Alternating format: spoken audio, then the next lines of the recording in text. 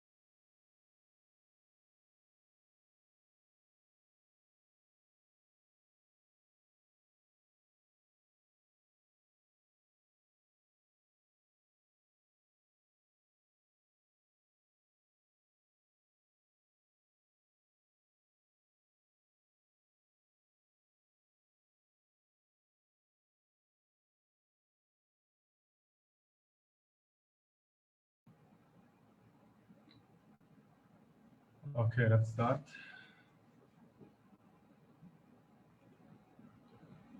Assalamu alaikum, everyone. My name is Abdul Hamid Tariq, and I'm from Clean Energy for Africa, the webinar coordinator.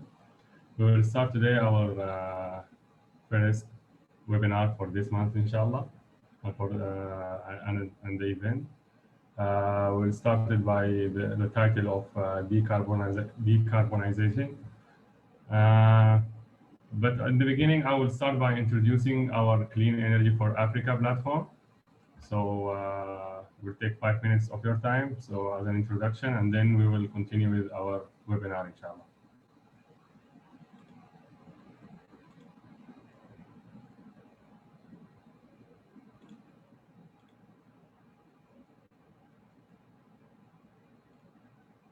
Okay, Clean Energy for Africa is it started in July 2019, and it's an African think tank.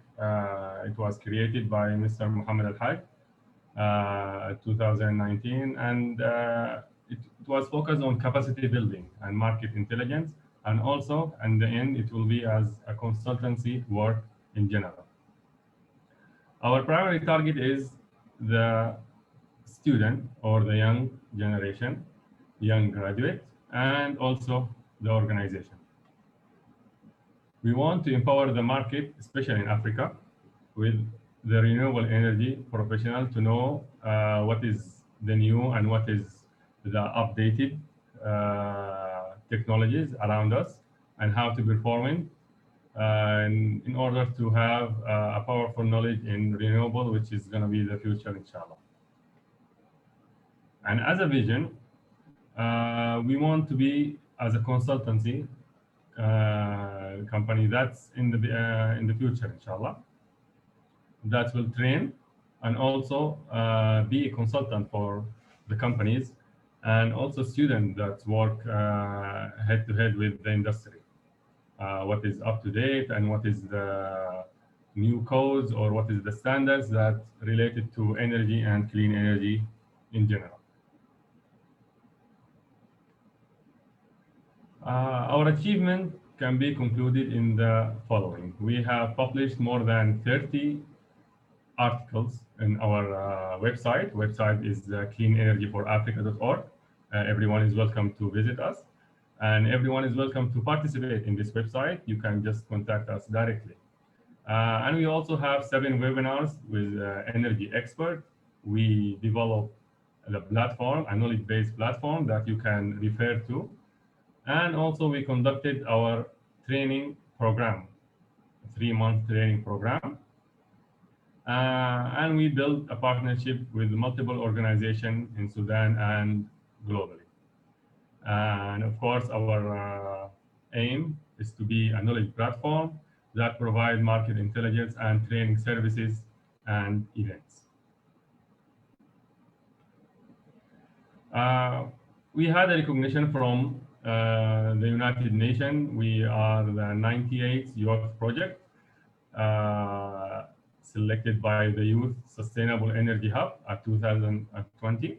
That's by UNIDO, UNICEF, and IEEE also. So that's our like one of our accomplishment and this recognition. And we also have partnership with some of the greatest companies around the Middle East, like SolarBek, and the National Energy Research Center. And also in Sudan, we work with the Startup Hub and Impact Hub. And we have also our media partner, Renewable in Africa. They are like a sister organization to us. And they are now, for this event, they are our media partner. Our current projects or upcoming project, inshallah, we have the mentorship program. We have the 2nd edition will coming in the next month, inshallah.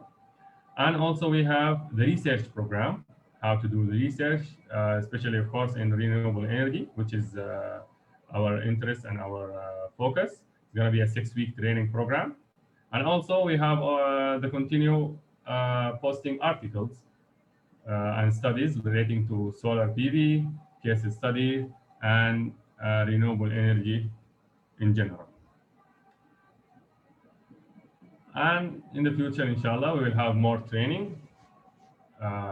We have a capacity building, we have a technical online courses and consultancy project that's going to be in the upcoming future, inshallah. So be with us in that, inshallah. So that's a brief introduction of our platform, Clean Energy for Africa. You can reach out to us, you can contact us through our social media platform, through our email, and also you can visit our website and have a look at it. Now, we're going to move on to our webinar today. It is with Mr. Samir. Mr. Samir is one of the leading engineers in the decarbonization. He has an experience of more than 30 years experience in this manner. He's the 2020 president of the Association of Energy Engineers in the chapter of Jordan. He worked as a carbon reduction mainly, and he trained more than 4,000 engineers around his years. He started energy chapters, started multiple energy chapters around the Middle East regarding the Association of Energy Engineers. So if anyone is interested in this part, you can reach out to him directly. And he presents a lot of seminars and presentations to over 1,100 people. So help me welcoming Mr. Samir. Mr. Samir, I will give the platform to you. I will stop my sharing and you can start the webinar directly.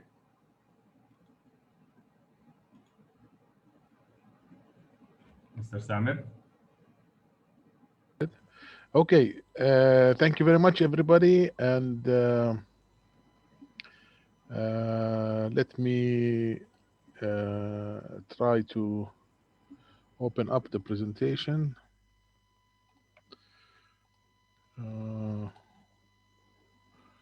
Okay, 1 minute. 1 minute. Okay.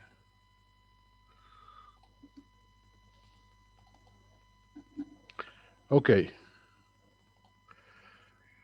Can you see my screen? Yes, we can Yes. see. Yeah. Okay, perfect.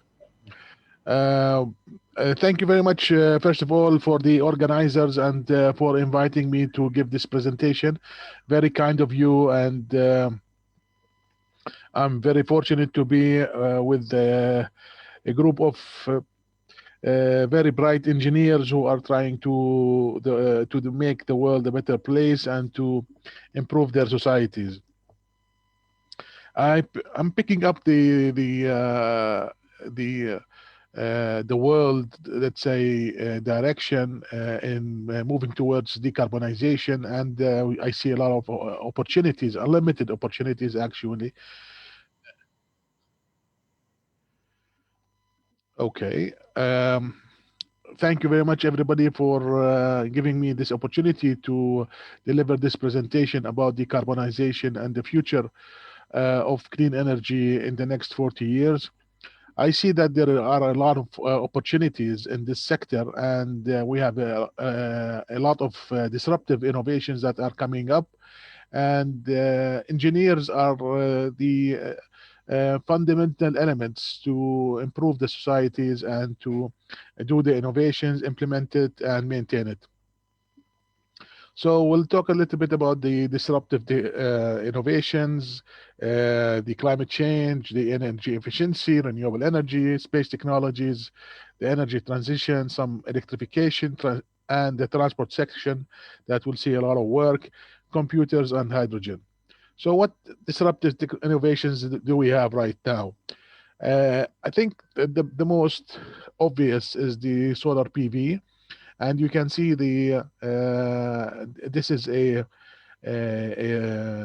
report that was issued today, 15 June 2021. It is called the Global Status Report, issued by REN21, and it is showing a very steep exponential growth of the solar PV sector, and we expect that this trend will continue in the next years. And so this is a big opportunity for everybody to work in clean energy. So I recommend that you work in clean energy and you learn everything you can about solar PV. The storage, lithium ion storage is growing. We can see that storage overall is we have the pumped hydro storage, we have molten salt, and these sectors are not moving too much, but the lithium ion storage is moving. We have considerable growth in the electrical car sector, and there are countries that already moved toward banning fossil fuel cars in the future. So we have 8 countries as of 2021. So this sector is going to grow very rapidly, and I recommend that you become very familiar with electrical cars and you become experts because you are the leaders at this moment. The wind energy is growing, but it's not growing at the same rate. And this year, let's say in 2020, last year, not this year, but in 2020, the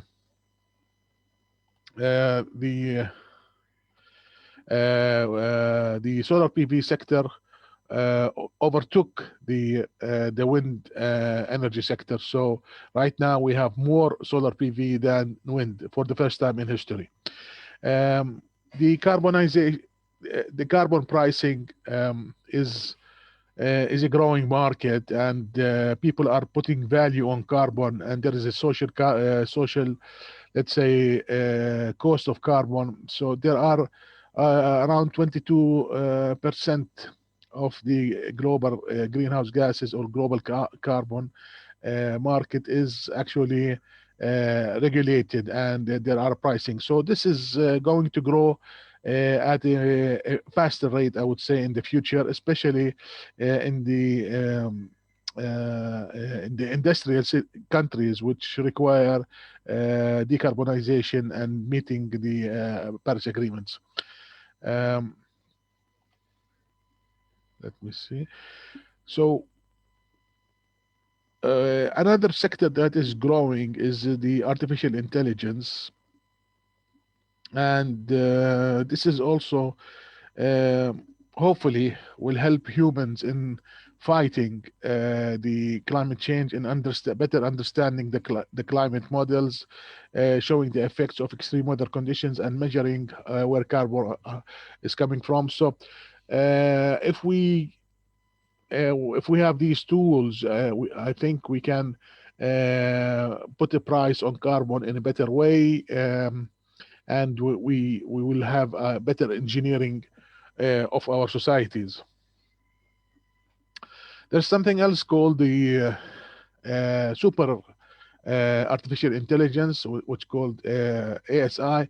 So what is basically artificial super intelligence? So basically when the supercomputers and artificial intelligence become surpass the human capacity and human intelligence. So this is expected in the next maybe less than 40 years, but hopefully it will work for the better. There is a lot of development of the science of climate change. The media is talking about it. Let's say well-known people like Bill Gates is talking about it, and scientists like Mark Jacobson is talking about it. So I would recommend that you do read as much as you can about these things. The Paris Agreement is one of the leading document right now that is working on improving the situation, on reducing the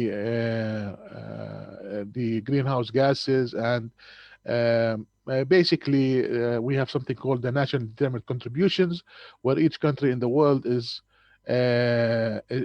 let's say speaking out and identifying how much targets they want to reduce and abiding by them. So what we are seeing right now around the world is a lot of extreme weather conditions like sandstorms, extreme pollution, like especially in big cities like Beijing in China. And this is a very recent, actually, picture of a sandstorm in Beijing. So we have a lot of work to be done in this sector. Climate change is also impacting other weather features like rain. So there is a lot of flooding taking place.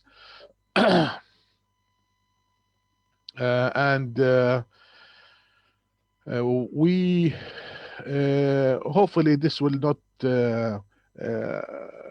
be for long, and we can find solution for these extreme weather conditions.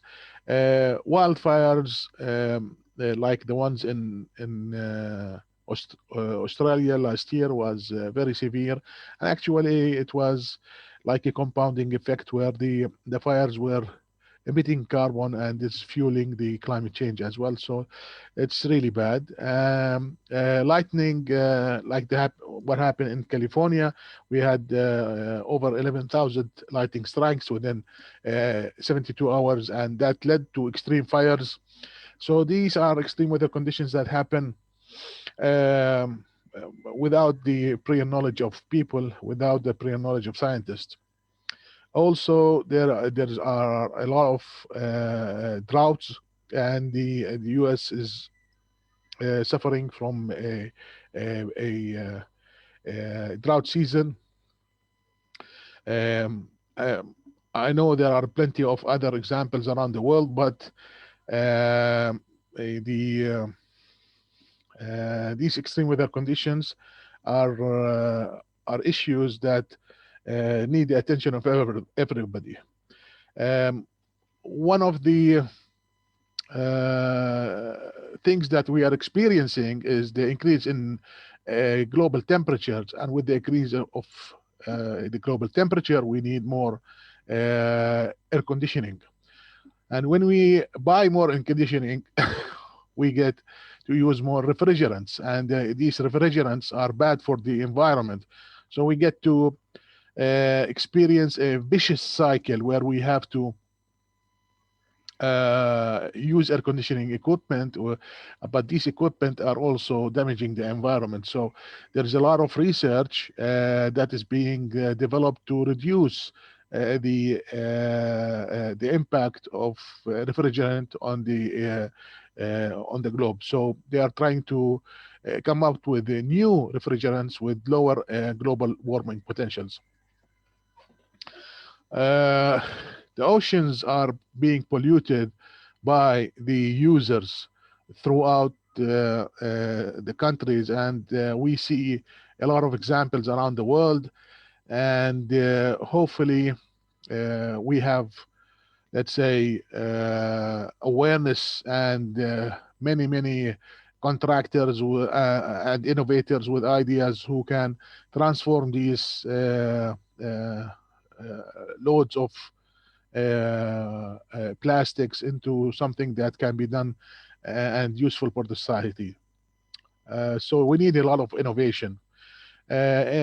Because we are destroying the environment, there is a lot of species that are going extinct, and there is the IUCN has a report where we are talking about more than 37,000 species that are threatened with extinction, and this is very bad for the complete cycle of nature. So we have to be very careful, and we have to realize what we are doing. So science is a tool that should be used to reduce all of these impacts. Now, the cost of climate disasters is escalating because we're getting more disasters bigger in size. So right now we're talking about 2.9 trillion. That's 2.9 and 12 zeros after it. So this is a lot of money, and it gets you thinking where you should be spending all of this money on solving the problems of the disasters, or trying to build more resilient structures, more resilient cities, more resilient societies to combat the climate change. So I think we have to be very smart in the future in order to avoid these damages. So some ideas is to keep in mind is to reduce, reuse, recycle, and refuse. So these are like demand side management. So I advise everybody to learn more about demand side management, decarbonizing your activities, especially in buildings, transportation, and industry. So we're talking about using more clean energy, and this platform, it's the right platform to decarbonize and give education to people about decarbonizing and what activities they can do. So I recommend that you learn more about the clean energy and develop clean energy projects. We have to learn more about nature that we are living in, and we have to give nature time to heal. So let's talk about the CO2 emissions and what's happening around the world. Right now, the US has 3 satellites that are going around the globe. One of them is the Orbiting Carbon Observatory 2, and that is following the carbon dioxide throughout the atmosphere. And you can work with this data if you are monitoring the CO2 emissions. We have the OCO Orbiting Carbon Observatory 3, which has science objectives, making continual global measurements, taking daily CO2 changes over land, and measuring the CO2 over targeted cities, especially the big cities. And then we have the third satellite, which is gathering the infrared energy emitted from Earth's surface and atmosphere globally every day. So these three satellites, and I'm sure the other countries, they have other satellites that are measuring the weather parameters like and especially the CO2 and carbon content in the air. If we look at the and at the past few hundred years, we see that the carbon levels were less than 300, but during the past 50 years or so, the carbon levels have been accelerating at unprecedented rates, and all of that is due to the excessive use of fossil fuels. And about, let's say, 97% of the scientists agree that the concentration of CO2 is due to human activities. And this is being measured, like I said, on a daily basis. And there is a website called Climate NASA Vital Signs, which is measuring the vital signs of the Earth throughout the day. And we're talking about 416 parts per million of CO2 as of March 2021. The temperature, as I said before, that it is being increased. So in this figure, we see a shift in the land temperature.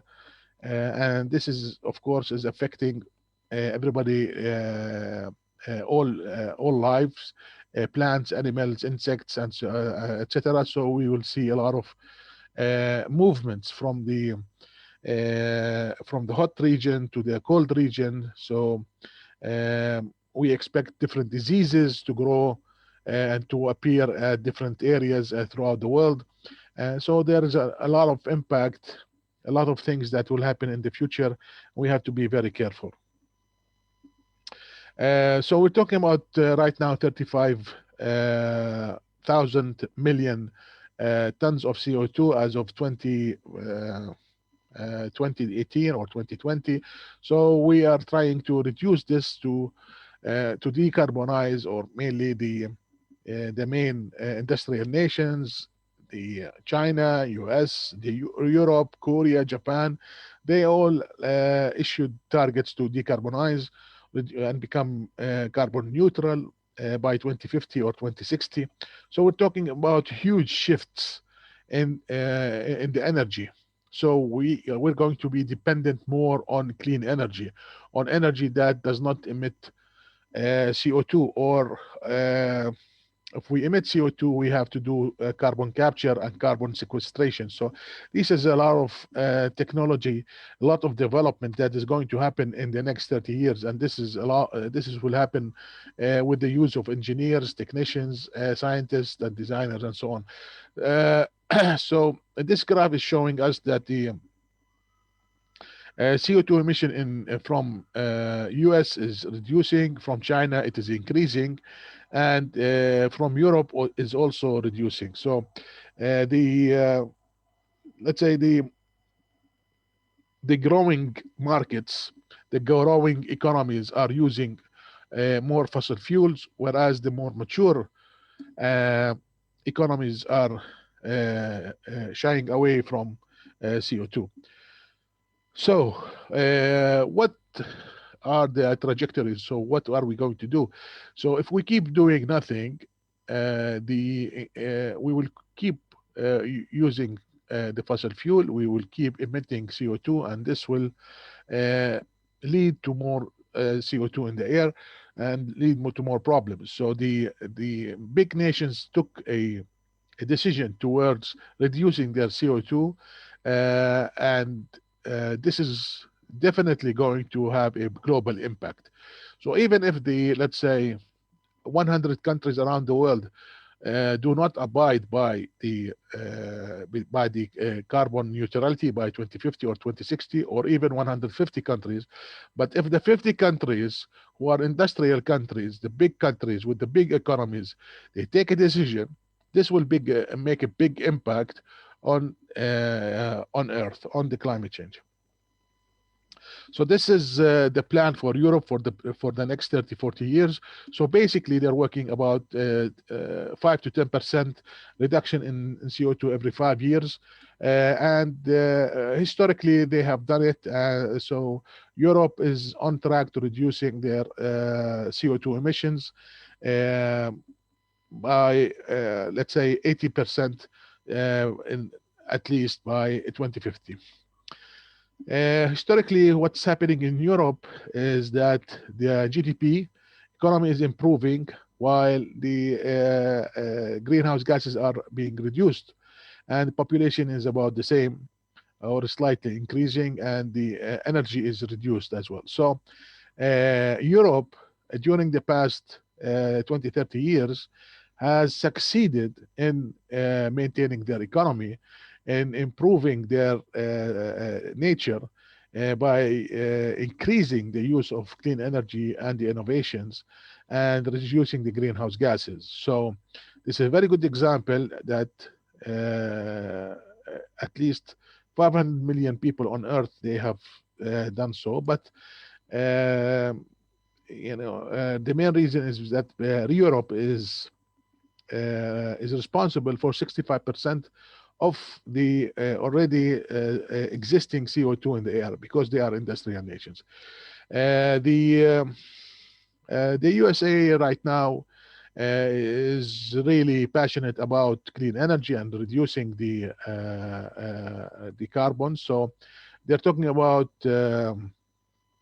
pushing for 80% clean energy by 2030. So imagine how much shifting to clean energy will be in the USA in the next in this decade. And they're talking about committing to cut their emissions by half by 2030. So we'll see what happens in the US during the next 4 years and thereafter. If you're interested in the carbon, there is a website called the Carbon Tracker, and you can follow it up anytime you want. And these are basically talking about the NDCs, National Determined Contributions per country. The UK is also because they changed their status, they moved out from the EU, but they still they have more ambitious targets than the EU by cutting 78% of their CO2 emissions by 2035. So this is a lot of work that is going to happen in the UK. They are leaders in energy efficiency. They will move their economy and they will make their environment healthier and less polluted. So this is the movement of towards clean energy is something that is very important and very important to the globe as well. There are, in addition to countries, there are a lot of cities, there are a lot of companies, big companies that are working towards decarbonization. One of them is IKEA. They already committed 1 billion towards reducing the greenhouse emissions. Schneider Electric, they're working with the 1,000 suppliers to cut their emissions by 50%. Shipping industry is also working on decarbonizing and carbon pricing. The building decarbonization is very important, of course. We have a lot of emission trading, as we said, in 22 in many countries around the world, covering about 22% of the global emissions. So there is a lot of development in this sector, and it is expected to grow. Mainly this carbon pricing, carbon markets are concentrated in China, Europe, US, and it's growing in the south of South America. So the carbon market prices depends on on the market, of course, and on the project. So we're talking about between, let's say, $10 and $50 per ton. There is a website where you can download a good report about climate transition financing if you are interested. There's a lot of, let's say, growth in the development of forests and forest management. And there's a big project in Russia right this year. Carbon capturing and storage is also growing, and there's a big project in the north of Europe, about 2.7 billion, I think. There's a good term that you should understand and keep in mind, which is the social cost of carbon, the SCC, which is the basically depends on the city, country, and it can range from $50 and sometimes in New York right now we're talking about $125. China has let's say adopted a low carbon day since 10 years, and it's interesting that they identified the problem and they made it a national target, and they're working towards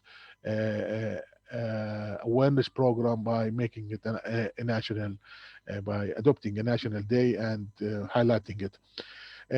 Of course, next year there is Beijing, the Olympics, and they have a carbon management plan. So they are running the first carbon neutral Olympics in the world, and so basically they are doing a lot of energy efficiency and the clean energy.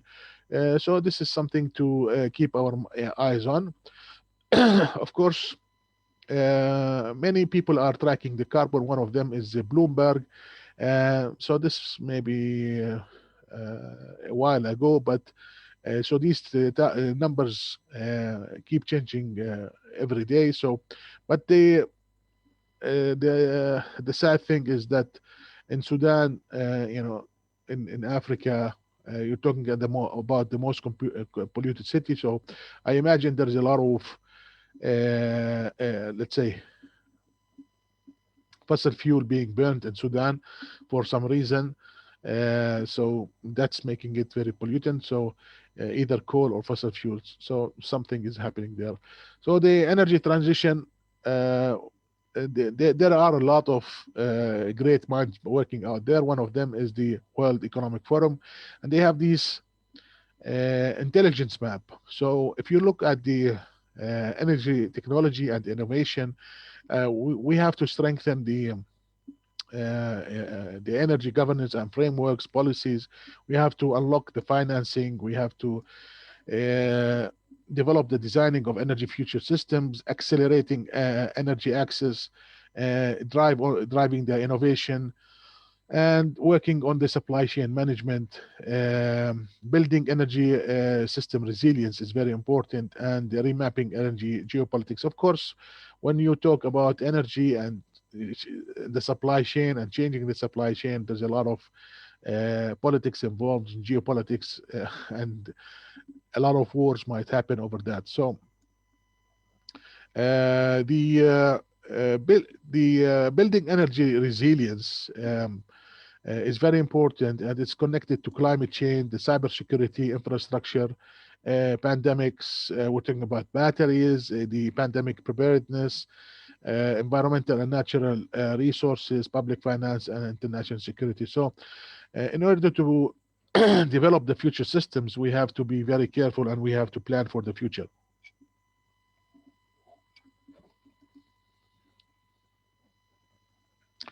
So how do we move forward? We have to learn about conservation, about energy efficiency, about electrification, clean energy, smart buildings, and decarbonization. So in the energy, since maybe 90% of our time is spent in buildings, we have to develop our buildings to be more thermally insulated, better building envelope, using LEDs, efficient equipment, and efficient electronics.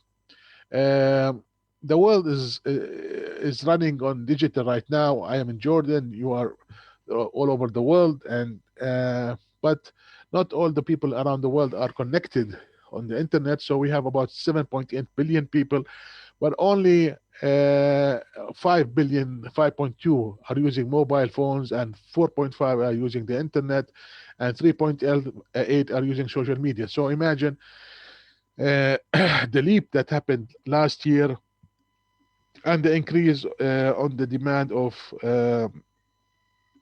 internet and mobiles and so on and so forth. So there's a lot of growth that is happening in this sector. So digitization is very important for sure. Supercomputers was the main reason for shortening the period of this pandemic. Instead of staying 15 or 20 years locked up in the homes and lockdowns and so on, we have discovered vaccines, and we are moving forward in less time. Uh, so the right now the supercomputers, the collaboration of superpowers helped humanity in solving the pandemic problems, and hopefully they will help the humanity in solving other problems right now. So in addition to supercomputers, there are quantum computers. The quantum computers, actually, they make supercomputers like Stone Age computers. So what a Sycamore, which is a quantum computer, can do in 200 seconds, it will take the conventional supercomputer 10,000 years to solve. So humans are developing huge computer powers, and hopefully this will solve our problems, especially the climate change, and to preserve Earth that we are living on. So these supercomputers and quantum computers will work on energy and materials, advanced industries, pharmaceuticals, telecom, public sector, healthcare, travel, insurance, and customer goods. So hopefully we'll have a better future in the next 40 years. This is a snapshot of what's happening, or what happened in Jordan during the past 10 years. So we shifted very rapidly from fossil fuel economy, 100% fossil fuel economy, towards let's say 90% or 80% right now. 80% of our electricity is from fossil fuel, and 20% is from renewable energy. So we developed a lot of renewable energy projects during the past 6-7 years. So if we look at the prices, the average price of a fossil fuel has remained, I would say, constant. So we're talking about, let's say, 10 US cent per kilowatt hour, whereas the prices for the kilowatt hour from renewable energy dropped dramatically because of the development in technology and the increase in efficiency and reduction in prices. So we're talking about right now in the in Saudi Arabia, the price for 1 kilowatt hour is 1 cent. So 1 cent per kilowatt hour is an incredible rate, very low rate, and it is the most competitive in the world. So we will see the more development of clean energy. And what's better than the actually the 1 cent is 0 cent, which is basically maybe at one point in time we will be able to produce more energy than we need, and it will be free. So we'll have to more energy than available. But right now, let's say the world has energy poverty throughout big areas throughout the world. So even in Jordan, we have 100% electrification, or close to 100% electrification, but there's a lot of energy poverty because of the high prices of energy. This is the price of kilowatt hour in Saudi Arabia, the most recently. And the prices, there is something called the learning curve. So basically, every time we double the production of solar PV, the price reduces by 28.5%. Wind energy is now really huge. So we're talking about 15 megawatt per turbine for the offshore wind. So The offshore sector is growing rapidly, and we will see continuous development of these big turbines to reduce the cost. The electricity storage is something that is very important in Jordan and throughout the world for grid stability and others. So we're working on pumped hydro storage projects in Jordan and other places in the world. Lithium-ion battery storage prices are dropping rapidly. So now we're talking around 200 US dollar per kilowatt hour, and probably it will be reduced much more. By 2030, they're expected to 62 kilowatt hour, but I think it will be much earlier than that. So there are plenty of islands around the world that are dependent on diesel, and they are moving towards renewable energy. So it's very fast to develop clean energy projects, solar PV and wood storage. And so you can have areas, any place in the world, you can ship all these products, and you can solve your energy problem within a few months. The electrification of buildings, transportation, and industry. So in the buildings, we have rating systems like LEED and the Jordan Green Building Guide. Any sustainability rating systems that you can apply throughout the world. We can have a superior building envelope, electrification of heating and cooling, using LEDs, efficient equipment, electronics, energy management systems, smart buildings, renewable energy on site, and electrification of transportation. For buildings, we see more dependency on the air conditioning equipment, small and big. And like I said before, we have a need to reduce the global warming potential of the refrigerants. So there is a Kigali agreement, like the Paris Agreement. There's a Kigali amendment that is working towards reducing the global warming potential of refrigerants. Hydrogen is being discussed in the news a lot these days. So hydrogen is mainly developed in 3 countries right now, or it's mature in 3 countries, in California, Germany, and Japan. But there's a lot of work on throughout the world right now to pick up the development of renewable energy plus hydrogen to serve the big industries and big transportation. So we're talking about generation, storage, networks, and using it throughout the different sectors. In transportation, there's also a big need for the reduction of carbon, because electrification will not do it in time. So hopefully we can reduce the carbon emissions of the transportation sector while increasing the electrification as well. So basically, if we shift toward biofuels, we will have a much better opportunity in preserving the environment. So the biofuels is a difficult topic, but there's a lot of research that is moving in that direction.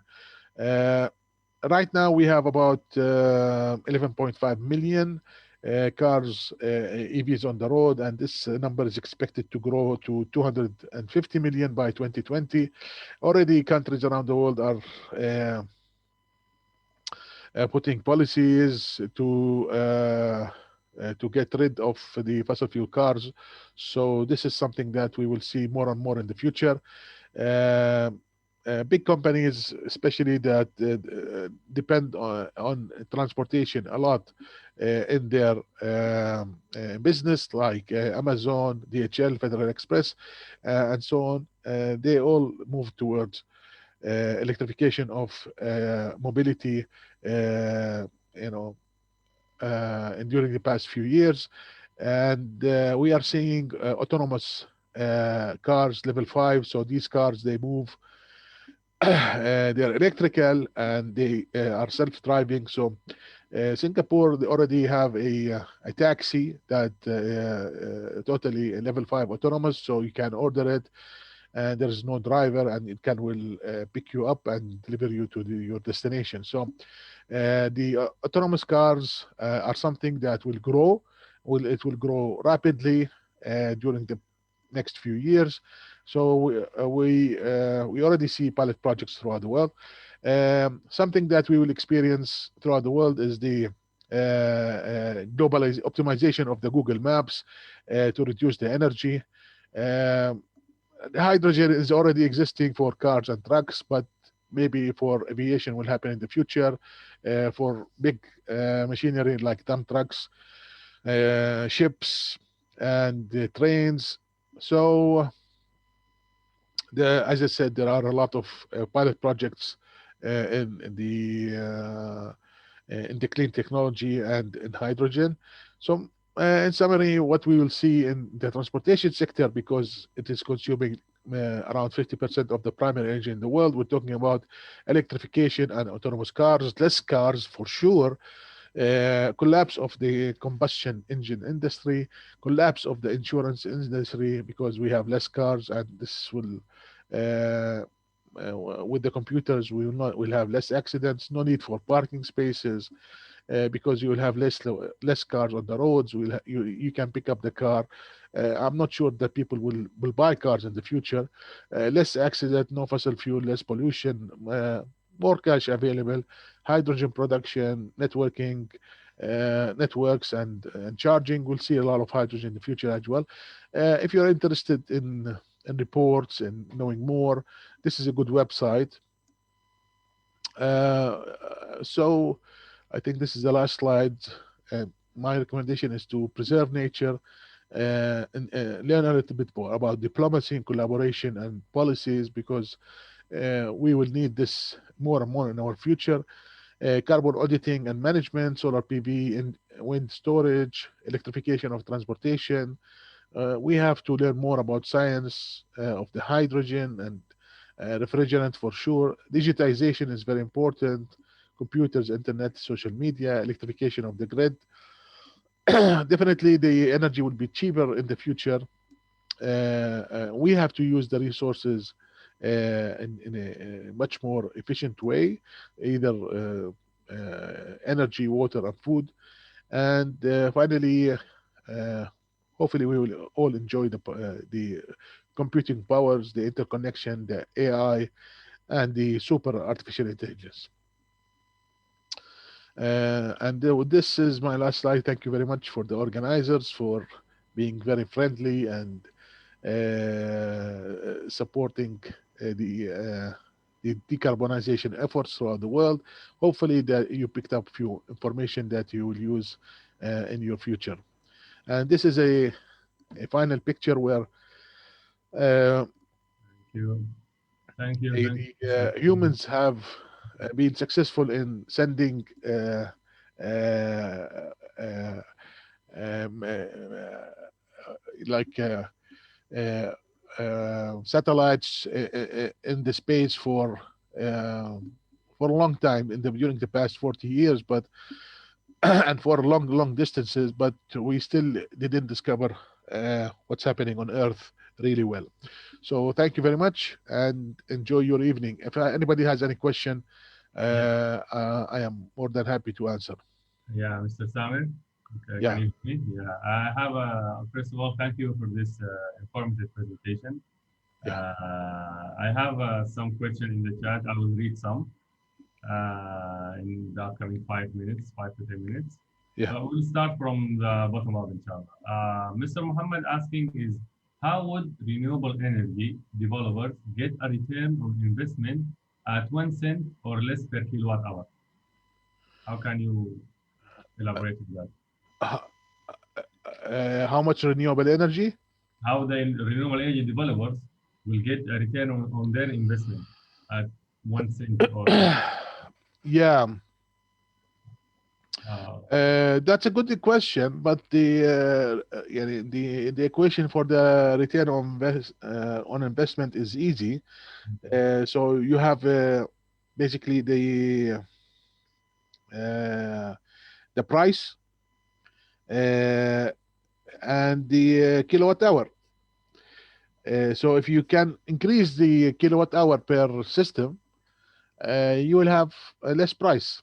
So, like I said, you have two factors that are working to the benefit of the owner, which is the lower prices for technology and more efficient equipment, more energy being produced. So, yes. So yeah, you can say that mass production or that will help. It's not a linear equation. It's not if we produce this amount, we will get this amount. It have to be in bulk or in mass production. Is that what you're saying? Yeah, yeah, definitely. Okay. Another question by Mr. Muhammad. It's about political. Is there any political forces restricting growing in energy, in green energy, Restricting what? restricting the growing in green energy? Is there any political forces in the Middle East in general that restricting that?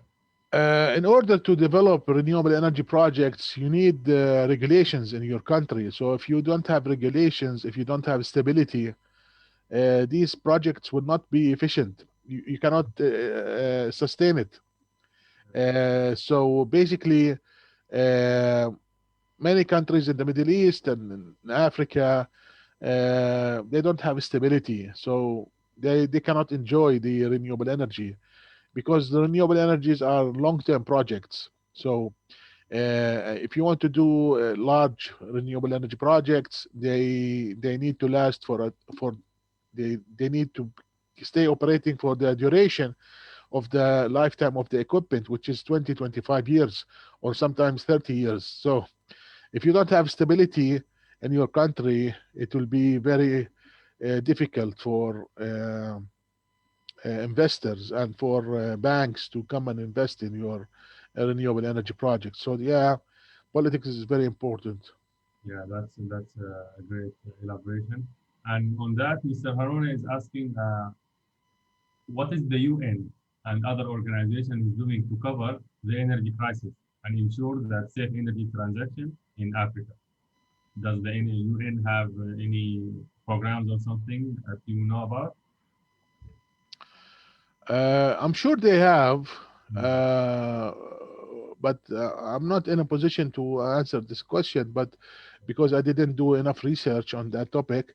But definitely there are a lot of projects to support countries around the world, to reduce poverty, to provide clean water, to provide electricity, to support economic development. So definitely there are a lot of projects around the world, but I don't have figures and I don't have specific projects in mind. So, but I know there are. Yes. Okay, last question I have over here. Mr. Adikambi says that what happens if the developing economics country emit carbon at the same rate as the more advanced country are decarbonized? What do you think of that? The The what you developing call the countries, more advanced countries yeah. is they are the industrial nations, and they are responsible for the carbon that is right now in the air. So the carbon stays the greenhouse gases stay in the air for decades, 70, 80 years. So the problem is that Europe is responsible for 65% of the carbon that is right now in the atmosphere. About 20% is the US, 15% is China, and the rest of the world is maybe 5%. So the decarbonization efforts and the global efforts that is that the like I said what the let's say the like you call them the advanced nations, the targets of the advanced nations are important because they are responsible for the existing carbon, and because their energy consumption is very high compared to the other nations. So if you noticed, I said if only 50% of the big 50 countries in the world, they abide by the greenhouse gas emissions, and they reduce their emissions, and they use energy efficiency and renewable energy, I think we might be in a very good shape in the future. Yeah. Thank you. Great. I think that's include everything. There are no further questions that I'm seeing right now. So Thank you very much. Tamer, thank you very much for this informative presentation on the decarbonization and the look on it in the Middle East and in Africa in general and the world in general, as you say. And I'm sure the upcoming future is about decarbonization and looking into electrical cars and how to invest in clean energy. So thank you very much for this, and really looking forward for upcoming collaboration with you. Thank you. Have a good night, everybody. Thank you. Bye-bye. So that's it, everyone. We are encouraging you to follow us on social media, on LinkedIn, Facebook. And also, if you want to present a webinar, you want to have an article that you want to be on our website, you can email us at programs@Cleanenergy for Africa and info@Cleanenergy for Africa. And also, for the upcoming month, inshallah, we have an announcement. Actually, in the upcoming months, actually we'll start in July, we have our online research program that's going to be presented by or directed by Mr. Muhammad Al-Haj, inshallah. The online research program is a very good step for upcoming researcher, whether you are a master's student or a senior year at undergrad. That's going to be helpful for you, especially if you are interested in clean energy or renewable energy. And also we have our mentorship program. It's a 3-month mentorship program and on clean energy and renewable energy and sustainable energy in general and Africa in particular. That's going to be a huge program, inshallah, for us. We are preparing a very good mentors that were going to help you to be in the clean energy sector in the upcoming future. So be sure to follow us. These our you can take a screenshot for this to save it, and follow us on Clean Energy for Africa at Facebook, LinkedIn, and we are looking forward to hearing from you. Thank you, everyone, and have a great night. See you.